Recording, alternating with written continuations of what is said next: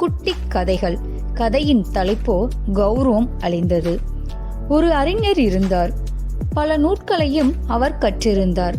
பல இடங்களிலிருந்து மக்கள் வந்து அவரை பார்த்து தங்கள் சந்தேகங்களை நிவர்த்தி செய்து கொண்டு சென்றார்கள். தனக்குத்தான் எல்லாம் தெரியும் என்ற கௌரவம் அவருக்கு ஏற்பட்டது. ஒரு முறை அவர் வெளியூர் ஒன்றிற்கு சென்றிருந்தார். அங்கு அவரை யாருக்கும் தெரியாது. அதனால் அவரை பார்க்க யாரும் வரவில்லை.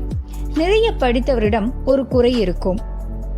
அதாவது அவருக்கு தனக்கு தெரிந்ததை யாரிடமாவது சொல்லி தங்கள் மேதாவித்தனத்தை வெளிப்படுத்திக் கொண்டே இருக்க வேண்டும்.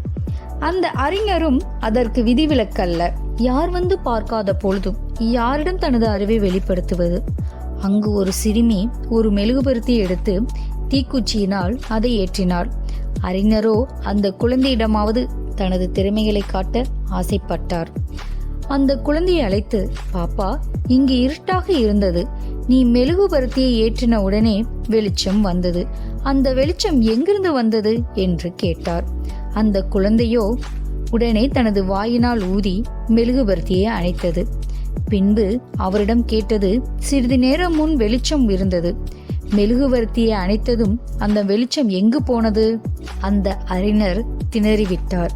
அப்பொழுதுதான் தனக்கும் எல்லாமே தெரியாது என்பதை உணர்ந்தார். இந்த ஸ்டோரி உங்களுக்கு பிடிச்சிருந்துச்சுன்னா லைக் பண்ணுங்க, ஷேர் பண்ணுங்க, சப்ஸ்கிரைப் பண்ணுங்க. தேங்க்யூ.